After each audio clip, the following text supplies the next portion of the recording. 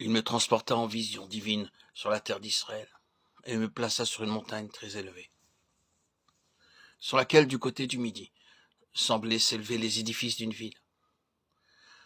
Quand il m'eut fait entrer, je vis un homme dont l'aspect était pareil à celui de l'airain. Il avait dans sa main un cordeau de lin et une canne à mesurer, et il se tenait debout dans le portique.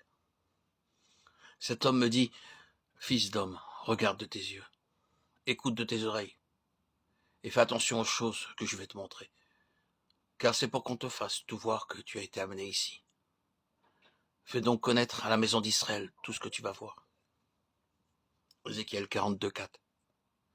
Fils d'homme, fais connaître ce temple à la maison d'Israël, afin qu'ils soient confus de leur iniquité, qu'ils mesurent les dimensions de cet édifice.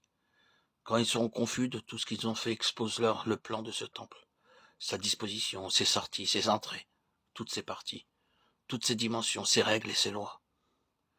Mets-en par écrit une description sous leurs yeux, afin qu'ils en retiennent l'ordonnance et les règles pour y conformer leur culte.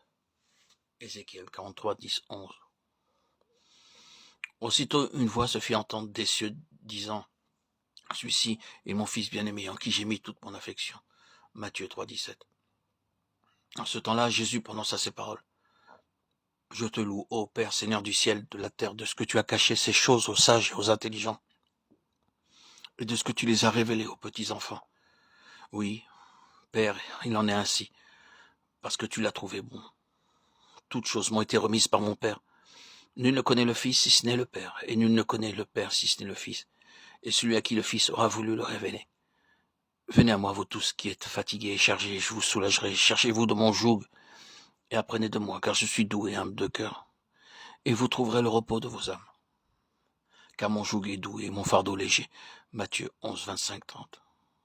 Et il ajouta, « En vérité, je vous le déclare, vous verrez le ciel ouvert et les anges de Dieu montant et descendant sur le Fils de l'homme. » Jean 1:51. Puis il disait à tous, « Si quelqu'un veut venir après moi, qu'il renonce à lui-même, qu'il se charge chaque jour de sa croix et qu'il me suive. » Luc 9:23. Mais vous, ce n'est pas ainsi qu'on vous a appris à connaître Christ, que vous avez appris Christ, puisque vous avez entendu sa parole et qu'on vous a enseigné en lui, suivant la vérité qui est en Jésus. Éphésiens 4:20-21.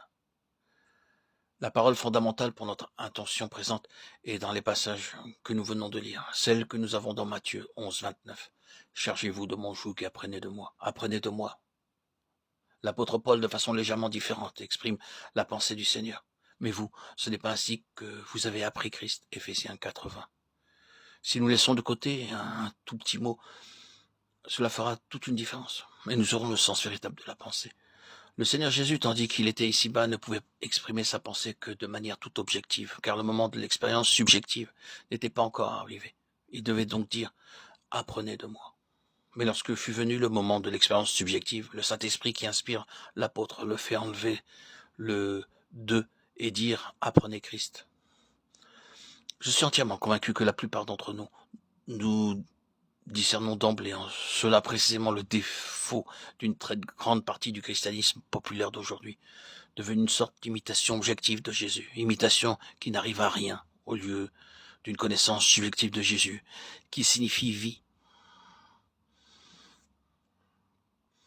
Nous devons entrer dans l'école de Christ, l'école dans laquelle il fit entrer les 12 qu'il avait choisis pour les avoir avec lui et pour les envoyer prêcher, Marc 3:14. Ils furent avant tous appelés disciples, ce qui signifie simplement qu'ils furent soumis à une discipline. Avant de pouvoir être apôtres, c'est-à-dire envoyés, nous devons être soumis à une discipline. Il faut que nous soyons des disciples, que nous soyons enseignés, cela dans notre être intérieur. C'est dans cette école de Christ qu'est introduit chacun de ceux qui sont nés d'en haut. Il est donc très important d'en connaître la nature, de savoir ce que nous avons à apprendre et quels sont les principes de notre éducation spirituelle.